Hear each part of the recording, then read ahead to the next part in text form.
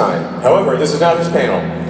This panel belongs to another man that we bring on stage with 3 simple words. Join me, won't you? All hail Satan!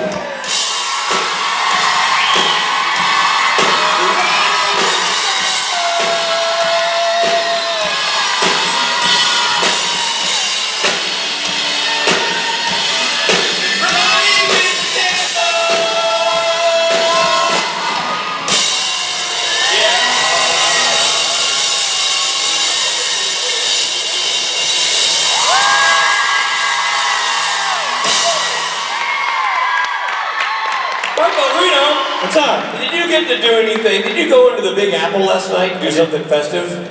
I did not. God damn it. What'd you do? I went home and went to sleep. Ah, crap.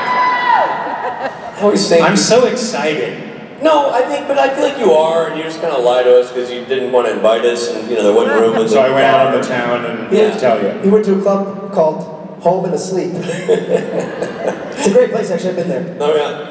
You should have been there. Oh, what, are you inviting me over? Are you asking me out? Oh my God, is this a thing? This is awesome. Come over to my club. I can't Go home and sleep. I oddly am enticed. Ladies and gentlemen, the Dark Overlord himself, Mark Pellegrino. What's up, New Jersey? Ah! Are you having a good time? It's been a... Thank you. I love you too. It's been a long time since I've been here. I can't even remember when the last time was. 2012? 2013? Time just marches on. How was the concert last night? Awesome. Did you like it when I sang? You didn't see it? You didn't hear it? What? Anyway, so this is a Q&A section. This is where you get to ask me almost anything, and I attempt to answer to the best of my ability. What are these lights? I can't even see you guys because the lights are blaring in my eyes. Is there a way to take down the lights at all? Yes, now I can see people. Now we can have an actual conversation. Look each other in the eye. Tell each other what we think, how we feel. What's up? Hi. How are you? I'm good. How are you? I'm better. Better than yesterday. That's good. Yeah. My question is, what type of music do you like to listen to, and do you have an instrument that you like to play? I like to listen to rock and roll, mostly. I tend to listen to classic rock and roll, much to the chagrin of my wife, who's like, get off of KLOS classic rock. I want to hear something from this decade. No. Right? Who cares? Bad. Bad. That's what I say to her. I say, I'm driving, I command the radio. Yeah, so mostly classic rock, but I pretty much like everything. I mean, I was a punk rocker in the late 70s. You guys into punk rock? Really? Well, you have to come up here and tell me what your favorite punk rock band was, or is. Mine was the Germs. Anybody remember the Germs? Nobody remembers the Germs. Well, you know why? Darby Crash killed himself in 1980 because he thought he would become a cult icon if he committed suicide. He just happened to do it on the day John Lennon was shot. Bad timing. Good lyricist, very interesting music. And I like, I like classical, jazz. I mean, I go all over the place, but classic rock is where I live. What about you? I also like classic rock, like AC/DC type stuff. Yeah. Jazz, I like jazz, and yeah. Instrumental, guitar. Yeah. And I used to play a little guitar, but it was so time consuming. I haven't picked up a guitar in about 4 or 5 years, so I've forgotten everything that I knew, unfortunately. You play? Yeah, upright bass and dabble in electric. Wow, you dabble. Dabble. Very good. You should get up here one day and jam with the boys. Yeah? What? Yeah. All right, there we go. All right, thanks, man. Oh, poor Darby Crash. What's up? Hi. How are you? How are you doing? Pretty good. So you were on a show called Being Human, and Yes. you played Bishop, and it was super badass. Really? Yeah, Oh, hell thanks. yeah. And so I wanted to know which character you were able to have more fun with, Lucifer or Bishop, and why? I think Lucifer, because there's a part of Lucifer that is always a little snarky and sarcastic and above it, and Bishop was very much engaged in his relationship with Aiden and always trying to win Aiden over. And even though they both always lost all of their, you know, in their attempts to connect with anyone, I think Bishop's was a much more tragic love story than Lucifer's, only because of his emotional involvement and probably sense of guilt. I mean, we came to discover that Bishop converted Aiden during the Revolutionary War and was against his will, and Aiden sort of never forgave him for that. And you know, that's akin to, you know, relationships between parents and children where things happen between the two of them that they can't take back, and that serves as sort of a source of guilt and angst for both parties. So Lucifer's a lot more fun than Bishop. I think Bishop was, right? Anybody think? Say? Yeah. Bishop was more fun in the last season. Did you see the last season of it? Because it was sort of, was it the last season? Yeah, it was sort of in an alternate universe. So he went from being sort of the old style mafia Don to the Teflon Don, you know, to a John Gotti type. And he was a lot more brutal and sort of open and violent and not as much connected to Aiden as a partner. It's more like, you know, you're along for the ride, I'm the guy in command, and that's more Lucifer-esque. I think he was more Lucifer-esque in the last season than in the rest of the. What did you think? Oh, I mean, watching Bishop just like be this like unbeatable force every time, sort of, is really powerful. And I really personally enjoyed his character, and I really enjoyed his storyline. So I really liked Bishop. Oh, thanks, awesome. Yeah, cool. Cool. What's up? There's people out here watching.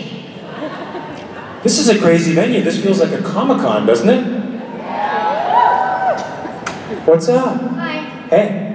So I'm asking a question for my friend, Becky. She can't be here. She's also a huge fan of yours. Okay.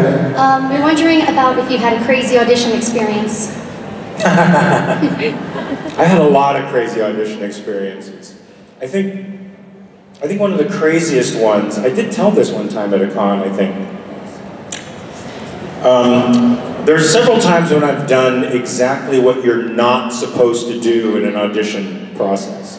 Partly because I'm sort of just rebellious and like to do that kind of thing. But this is a big no-no, so for any of you actors out there, don't ever do what I'm about to tell you I did. I was auditioning for a Charlie Sheen movie called Navy SEALs. Was it good? I've never seen it. And those producers will probably never work with me again. So I went in for the first audition, and I gave what I felt was a very, very good reading. And the producers called me at my house, and they were like, Mark, we thought that read was excellent. We want you to come back, and we want you to just improvise. Just make something up and play with the scenes. Well, in order to do that with the scene, there's got to be material within the scene that makes that possible, right? You just can't do it off the cuff. It's something in it has to suggest that kind of improvisation. And I was like, well, what do you want me to improvise? Like, we don't know, you can just come in and make it up. That's mistake number one. I think I was practicing for the Lucifer part even then. So I decided that I was going to pretend like they were my fellow Navy SEALs friends, and that they had played a practical joke on me, and that I was going to play a practical joke on them. So I had a fake gun.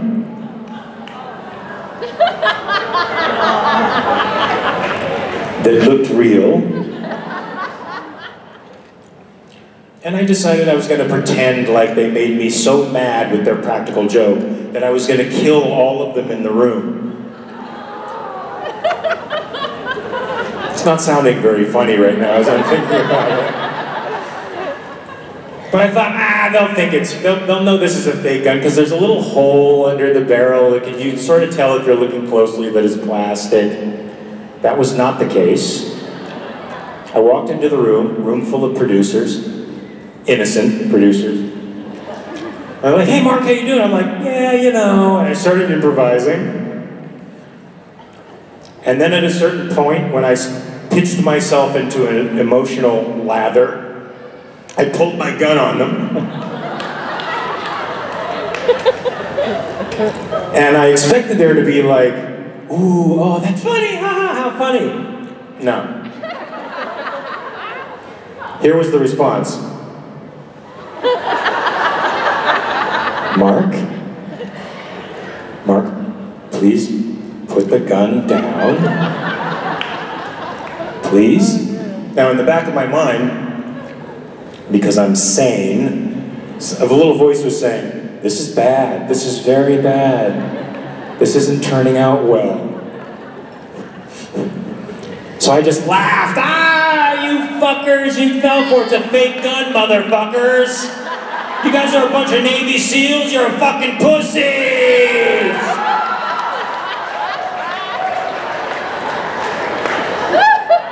They did not laugh, they said, thank you very much, goodbye. And that was the last I heard of it. I did another one. You want me to tell you one more story? This one's positive. Another Charlie Sheen movie. What the fuck is it with Charlie Sheen movies and me in auditions? Well, this one, I read this, I was gonna play like an undercover cop, and the side, what they call sides, which is the audition material, wasn't very interesting, but the fact that I was an undercover cop sort of made it dangerous and interesting. But I didn't think it would show off what I could do, so here's another thing you're not supposed to do. Don't ever walk into a casting office and say, I'm not going to do the material you gave me. I'm going to do my own thing. So I took this book by Mark Baker called Cops. It's one of the books we use in the technique I study to learn speeches and monologues. And I learned a 7-page speech. Now, whenever you do a speech or a monologue for somebody, you're supposed to keep it to about a minute. A 7-page speech from a book narrative is about 10 minutes long. But it was one I really felt connected to. Because the cop, it was a true story, and it's a cop who helps catch this rapist. And it was a really, really beautiful story. And it had all kinds of cool emotional moments in it. So I walk into the office, there's all the producers, the director's sitting there, the casting director, Gino Havens, who I think has since passed away. They're like, okay, Mark, you ready to go? I'm like, I am, but I'm not doing the material you gave me. Just roll the camera and I have something else in store. And they kind of looked at me, and they went, okay. And they rolled the camera, and I did this speech. And thank God it was a very good day, because it just came out. And they stopped it. After they didn't stop it in the middle, but at the end they were like, wow, we thought that was amazing.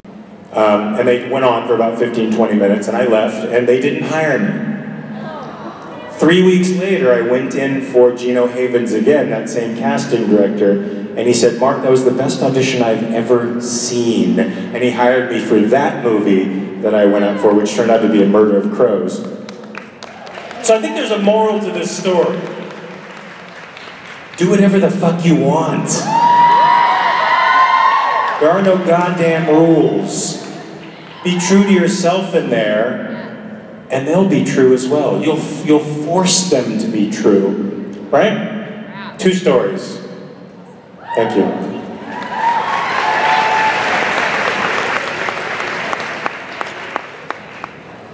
Do whatever the fuck you want to do when you are auditioning. I have another bad audition story with Oliver Stone.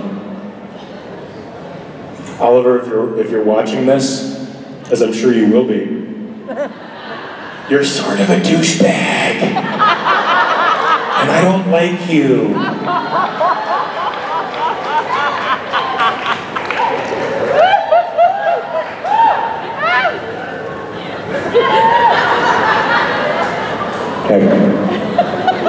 Mark, that story just spoke wonders to me, and my question is, how did the supernatural family help you through like a dark time or something? How like we helped make your life even better because we love you?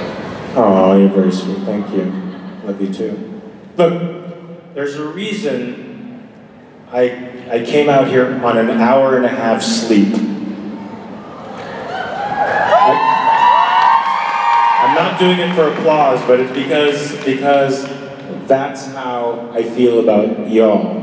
That I want to give back what you give to me, which is lots of support, you know, and in today's nihilistic world, you need the support of people around you, yeah, to help you sustain yourself.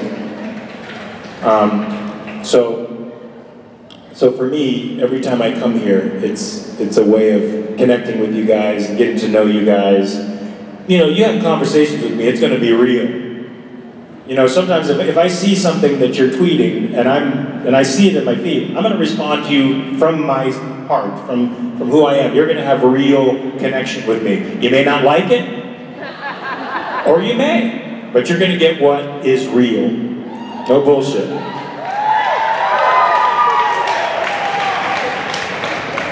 Some folks appreciate that, some folks don't. I understand if you don't. But hey, life is short. Let's be real with each other. What's up? Hi. So Lucifer is a pretty intense character, and I was wondering what you do to get into the mindset of playing him. Absolutely nothing.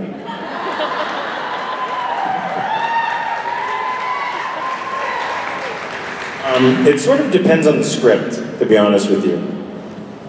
See, that was my fake answer. I'm going to answer you truthfully now.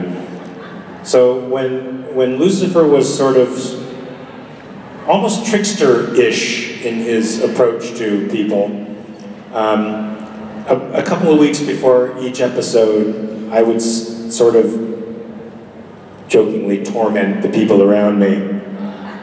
Not deliberately, it's just my prankster side sort of came out, and I would just sort of focus on that facility in my own humanity, and my wife would be very unhappy. Would be gearing up for each show. She'd be like, "I hate when you play Lucifer." She still loves me though, but she would hate when I play Lucifer. But the script sort of dictates it. So if there's something that requires more history, then I'll do my journal work and my fantasy work and build up a past for myself that I can relate to, and do the emotional work on it that I need to do to connect to it. You know, what they call in acting, personalizing the material. But it's all dictates. It's all determined by you know what's in front of me. Whether I just memorize it and do it, whether I work on a personality trait and bring that out, or do a lot of imaginary homework, depends on the script. Does that make sense? Copy that. Somebody applauded. Why? Why? I'm just curious. Oh, there you go. Good question. Hi Mark, I'm Dakota. Hey Dakota. I was just wondering, as a lifelong martial artist myself, when did you start training? What styles do you train in, and do you still practice today? I'm just comparing notes from what I've read. I feel like the person I am now is 180 degrees different, like almost a complete foreigner from the one that I was when I was practicing intently, for a lot of reasons.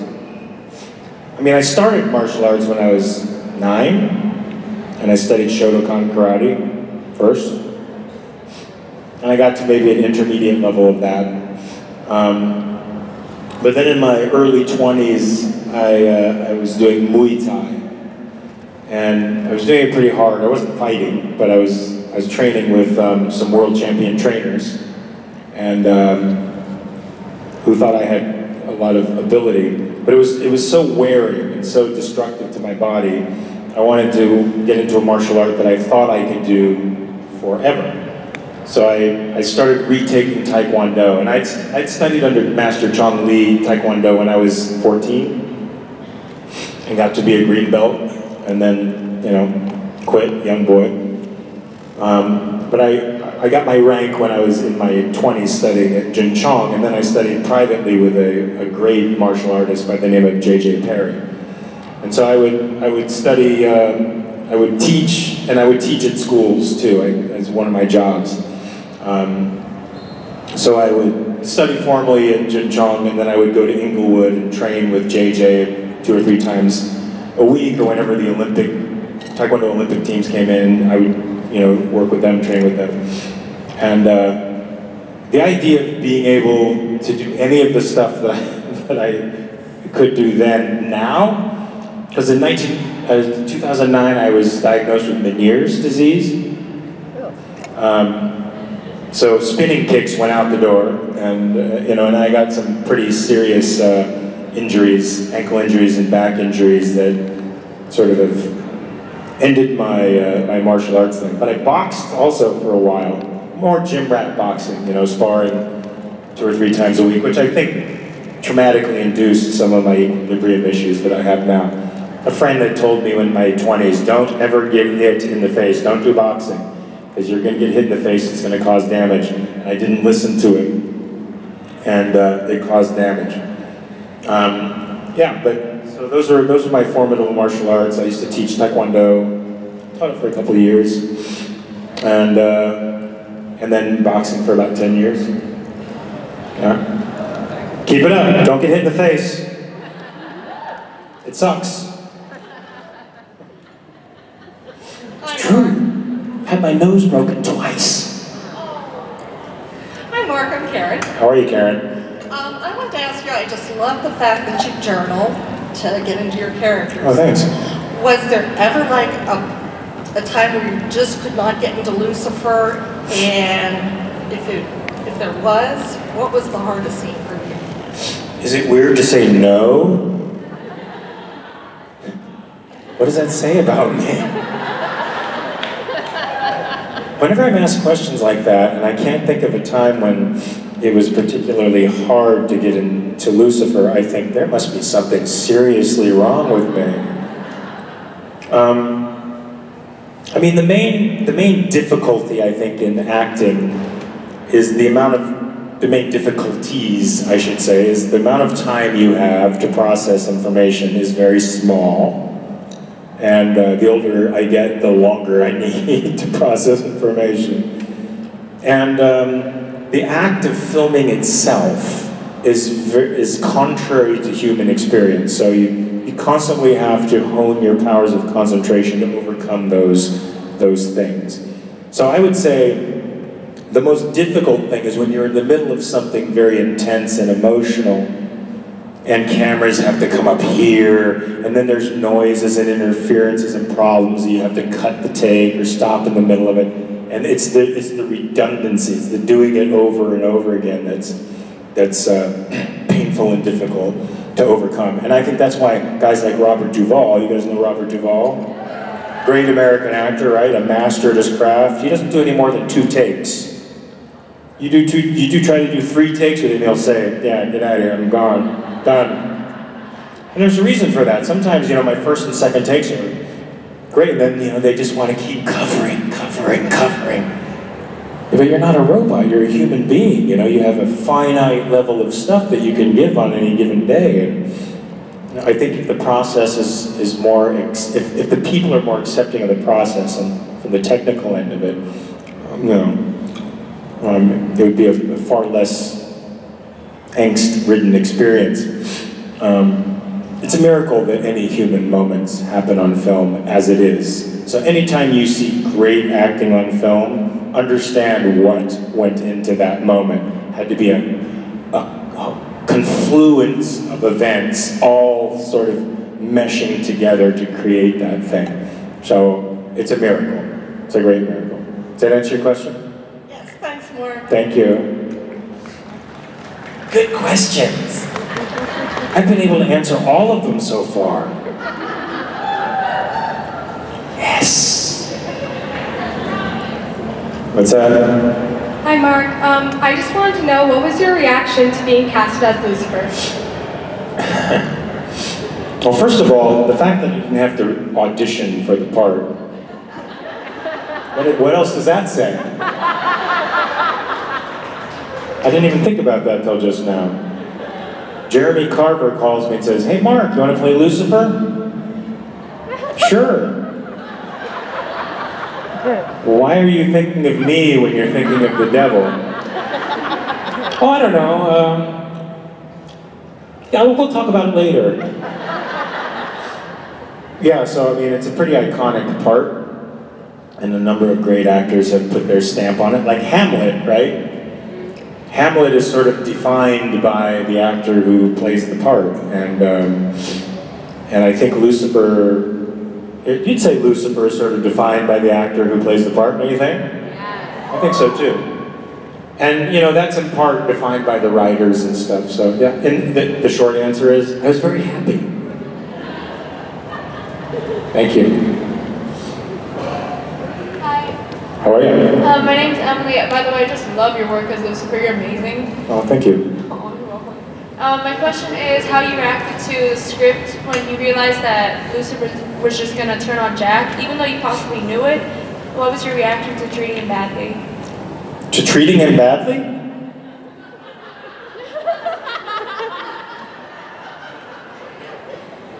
Did we watch the same? I could have sworn he rejected me and had an ass whooping coming for choosing the Winchesters over his dad. But that's just me.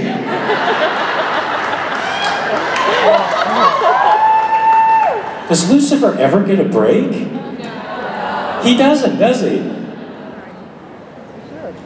Are you a Lucifer bigot? I'm kidding. That's my real perspective, though.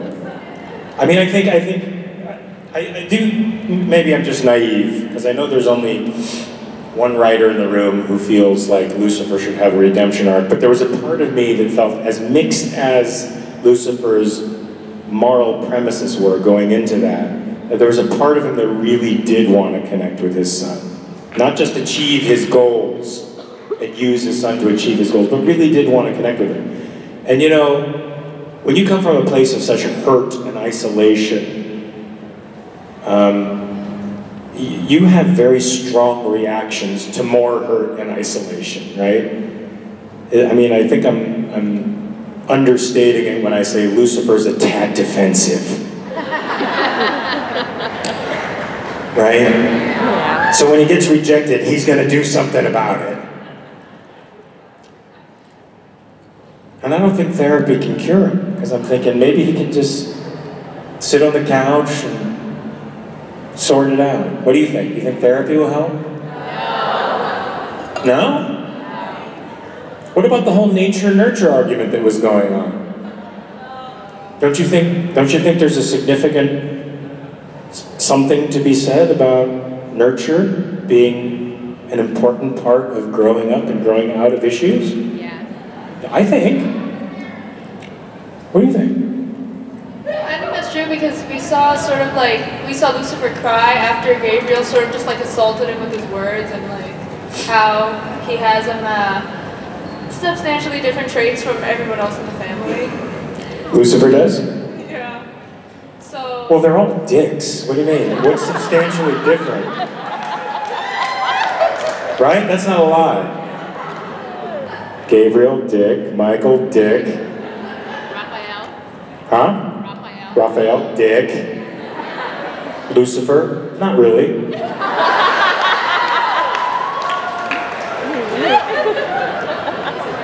Or maybe I'm just biased, I don't know. But they're all dicks.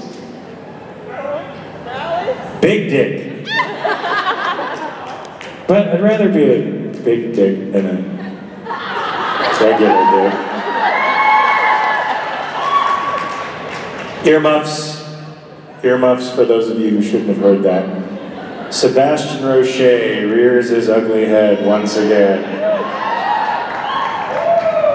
I've never been the same since my panel with Sebastian. What's up? Hello. Hey. I'm wondering, what's the funniest thing that happened while filming on Supernatural? I think all the funny stuff happens to the other people. No, here's one. No, I can't say it. I can't say it, I'm not fucking with you. Usually I'm screwing with you, but this time I'm not.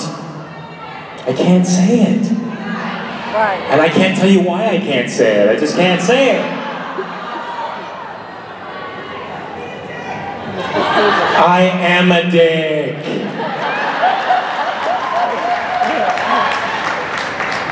And there's nothing more liberating than admitting that here today. I'm free at last. I don't get any practical jokes in this set.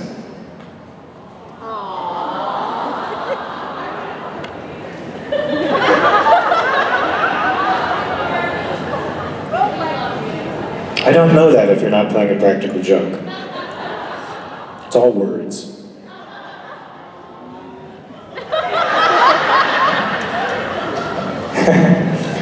I really don't want a practical joke to be played on me because I've heard Alex's stories. And it's really great, but it's like being tickled too much in a dream. You know, have you ever had a dream where somebody's tickling you? Have you ever had that? No. Nobody else has had a nightmare where somebody's tickling you? Really? You have. Thank God, there's somebody in the house who's like me. Yeah, I think those would just drive me crazy. What's up? So we talked about how, you know, you had questions about like my Lyme disease and stuff like that. Yeah. So I was wondering if there was like any illness or disease that you maybe want to have like awareness for, that maybe you would want to start a charity for. I mean, pick it. My mother died of cancer, as did my grandfather, who was the dearest male influence in my life. I watched him die when I was 15, which is too young to really grasp that. And my cousin's husband just got diagnosed with ALS, and my aunt's husband died of ALS, so I watched him deteriorate to the point where he could only blink. He had to be fed through a stomach tube, and I can't imagine anything. I mean, the world has lots of hells waiting for us, doesn't it? I mean, it's not fair, the world. And even the disease that I have is hell. it's not anything to write home about. But being locked in your own body and being incapable of communicating with the people you love, or feeding yourself, or eating, or moving one muscle. I can't imagine a more terrible hell than that. Especially towards the end, where you can't tell the person whom you love that you love them. And you can't resolve the things that you need to resolve with people because your body won't cooperate. So I've actually been, this happened like last month, so I'm actually going to start a little campaign for ALS pretty soon. So. And I know what you're living with because you described it to me yesterday, and that's terrible. And I admire your courage and ability to get up and have a normal life and strive for what you want, right? People are heroes, man. Y'all are heroes. All of us, you know, it's easy to look at folks on stage and think that they don't suffer or battle with obstacles, and they do. I don't care how big somebody gets, they have their crosses to bear like everybody else. But I think the measure of our goodness is in part how we bear those crosses, right? We can either be an inspiration or we could let it crush us. We could either be as human as possible or get defeated by it. And to me, humanity is about not being defeated by these things that seek to defeat us. Yeah? Good work. Thank you. All right, man. Hang in there.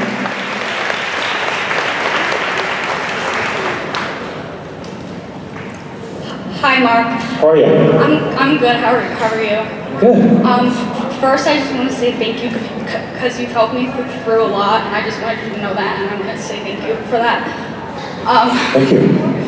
And I just wanted to know how you deal with negativity in your life. Not as well as I should. It's hard, especially in the world we live in now, where negativity can be magnified exponentially by other negative people who need a scapegoat and a release for their own shit. When they jump into the fray and add to the negativity, it makes it tough. What's that? Right? Bang, yeah. No. I don't know, there's a part of me that I used to respond to that with the way I would respond if anybody punched me in the face. I'd punch them back. Social media makes it difficult to do that kind of thing because they use it as a weapon. And they create narratives that don't exist, which compounds more negativity in the world and at you. So I think the best thing to do is to try not to take it personally and understand that those negative people are extremely unhappy. And they're spending a great deal of time destroying because they don't have the confidence within them to build something. And that what you can do is be as rational as possible. Because it's not about you. They're not attacking you. They're attacking something in themselves that they're not even aware of. It has nothing to do with you. Right? I mean, we have enough of our own insecurities and issues to deal with. And that's what you should focus your energy on, is figuring out ways to negotiate that territory. You okay?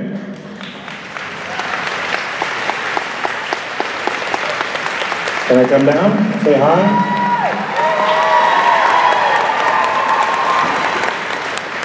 Yeah. Here. Yeah.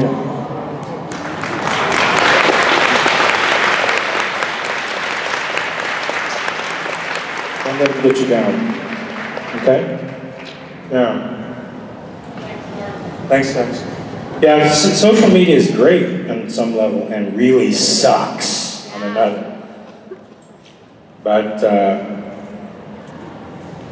and it sucks if you take to heart the terrible things people say because, and don't put it in perspective that it's actually, they're actually sort of saying it about something internally, you know? Do you find that? Don't you think that people look for scapegoats because they'd rather not address what's going on inside of them?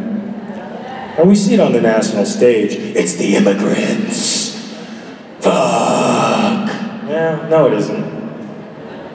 No it isn't. You know, every side has its scapegoat. Every person has something they want to push their problems onto and burn down. If we all just stop getting in each other's shit for one day,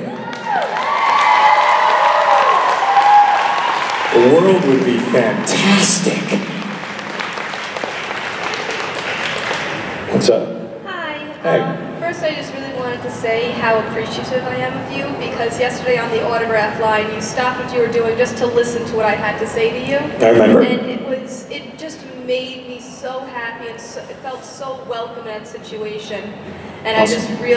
I applaud you for that. And I know that you made a lot of other people very, very happy with doing that as well. That's why your line was out the door. Oh, thanks. So my question for you is, what was your favorite set to film on in Supernatural? Favorite set? Yeah. That's interesting. Favorite set? I mean, I sort of think of the sets not as like, art pieces that I'm working in, but more like what's happening in that set that makes it fun. And I had a lot of fun working with in Crowley's world. Me and Mark have worked together before, and oddly enough, all the years that we've known each other, that was the first time on that show that we'd worked together. And it was really, really fun. Because I like scenes where people are sort of equals and playing chess with each other and seeing, and chicken, more chess for Crowley, chicken for Lucifer, but seeing who will be the first to break. You know, it was a battle of wills, and I like stuff like that, and I had fun. Did you have fun with those scenes at all? Be truthful, how many people thought Crowley was gonna win?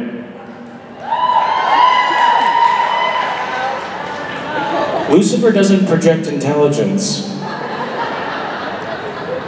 He should though, right? He should be the smartest guy in the room. He doesn't come off as the smartest guy in the room. Not all the time, huh? It looks like he swerves into luck sometimes. It's all bluff. I can make angels! Fuck. Can I? No. Fuck, okay. I'm gonna beat Crowley. What, can I? Right.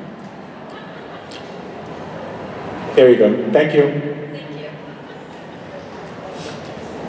It's amazing what they build at Supernatural. You know, was it the season 12 finale that was out by the lake, that house where Jack was born? Was that season 12? Yeah. They built that thing, that whole house, they built in like 3 weeks. Amazing. Hi, Mark. How are you? Okay, my question for you is, if you can use Jack's grace to get back, what would you do first as Lucifer? If I could use Jack's grace to come back as Lucifer. Yeah, what would you do first?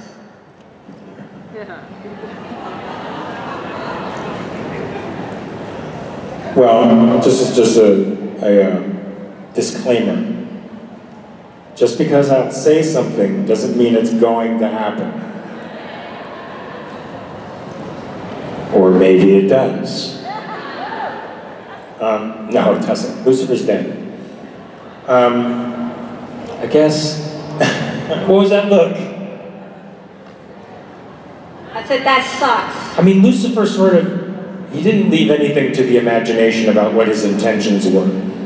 So after being betrayed by the Winchesters, and essentially killed by Dean, what do you think he'd do when he gets back that power?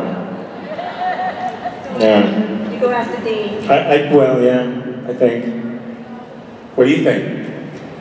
Right? Winchester's number 1, Jack number 2, not necessarily in that order. Then, destroy the world. Right?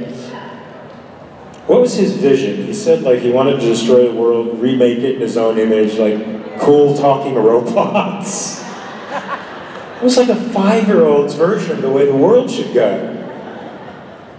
Did you find that funny? Like, you got to see a little glimpse of Lucifer's adolescent side? Cool talking robots. What's up? Hi. Hey. So I'm a huge fan of 13 Reasons Why, and it was so nice to see a familiar face on the show. Thank you. And I was hoping if you could possibly talk a bit about your experience on camera and off camera, And also, hopefully we get to see more of you next season. Maybe. So 13 Reasons Why happened around a very significant time in my life. Almost at exactly that time, my best friend committed suicide. So when they came to that, I auditioned for too. When they came to me and said they wanted to offer me the part, I took it immediately because of that, because I wanted this issue to start a conversation out there. And it certainly did, didn't it? I think I don't even know if that was the intent of Netflix when they first started the show, but certainly after the first season's reception from everybody, they understood that they were creating something much larger than a television show, and that they had sort of a responsibility to the community. And I think they've been doing every episode after that with sort of an eye towards how important their message is to the world. So for me, even though the kids are the stars and the parents sort of take a back seat to the dramas that are going on with the kids, just participating in that world where we're talking about what we owe one another, and how your behavior towards another person has ripple effects that you can't even imagine, right? You impact people in serious ways, whether you realize it or not, and that perhaps it's important that we're conscientious in the way that we deal with one another, because you never know when some negative thing you say is the tipping point for another human being, right? And I think that show brings those issues out to the surface and makes us talk about them, and I'm happy to be a part of it, and I may be part of the next season too, so check it out. Well, thank you. Looking forward to seeing you next season. What's that? So looking forward to seeing you next season. Thank you. What's that? Hi. Hey. My name is Megan, and I was wondering, what were your first impressions of when you met Jensen and Jared?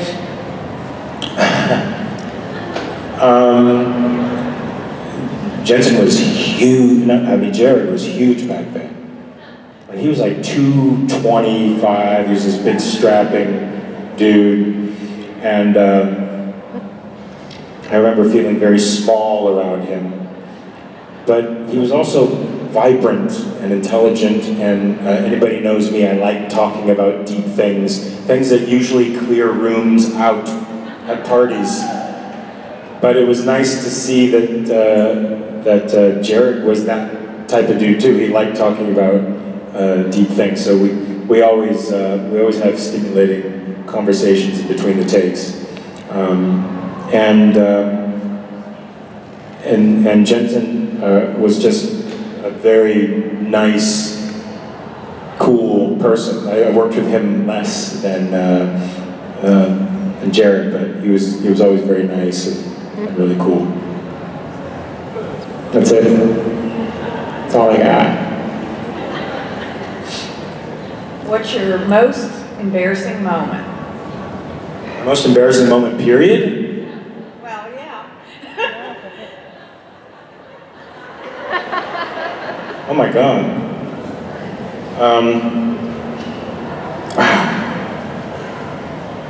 Do you actually have something like that right on the tip of your tongue? I have lots.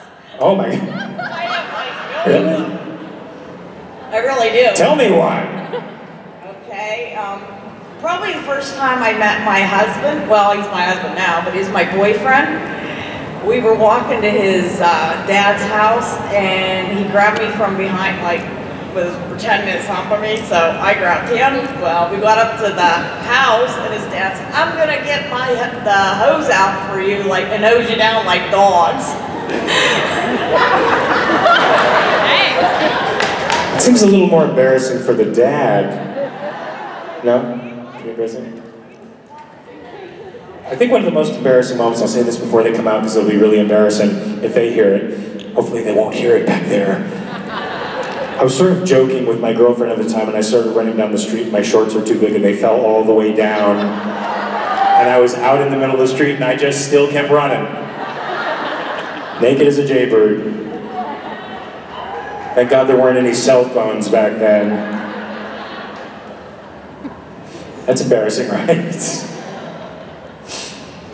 Oh Christ, I can't believe I admitted that. You got me to admit that! What's up? Hi, my name is Darlene. Hey. And I'm back to classic rock. My favorite band is Aerosmith. Yeah, man. And do you have a favorite song by them? I mean, sure. What is it? Angel? No, it wouldn't be Angel. What's that? It wouldn't be Angel. I like Angel. A lot. I have a tattoo that has an angel on it. Do you really? From that song? It's Aerosmith Wings with Crazy Angel in it, so. Steven Tyler is awesome. He's my love of my life. I was lucky enough to go to the, what was supposed to be the, hey guys, the last episode of American Idol. And I watched him sing live. What is it, 70? I think he's like just turned 70 or whatever. His birthday's in March. Really? I know everything. Is he an Aries? He acts like an Aries. Who's that? He's adorable. Steven Tyler? I love Steven Tyler. Yeah, he's great. Yeah. Good? Good one. What's up, guys? How'd it go? I thought it went okay. Did it go okay? I answered all the questions. Well, that's refreshing. Yeah. That's all you need to do. Yeah. All right, well, I guess that's it, man. You can go back home and go back to sleep, which is sort of your... I'm staying up. What? I'm up now. That's a different club. Past 3? Yeah. Oh, man. I'm going to the past 3 we're up club. Holy crap. You're crazy. I You're am. crazy. All I right, am. ladies and gentlemen, we show this man our appreciation again with 3 simple words. Here we go. Say it with me. All hail Satan!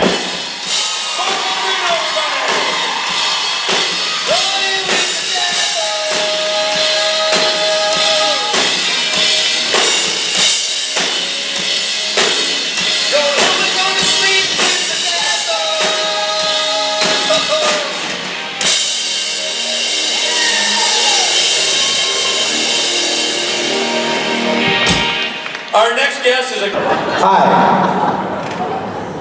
Hi, I'm Katie. Hi, Katie. What was your favorite moment playing Cassifer? My favorite moment playing Cassifer? I don't know. Oh, maybe the Rowena scene. I just had fun with that. It was weird because so the character was established by Mark Pellegrino, and he told me as I was prepping to take on his character, basically, he told me that every time he goes into a scene as Lucifer, he looks at his scene partner and he thinks, I either want to have sex with them or I want to kill them. Those are the 2 options.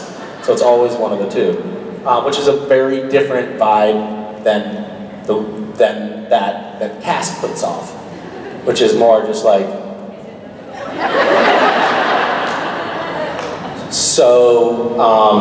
So I had that scene with Ruth where I was I guess I killed Rowena. I don't know, that was mean, but.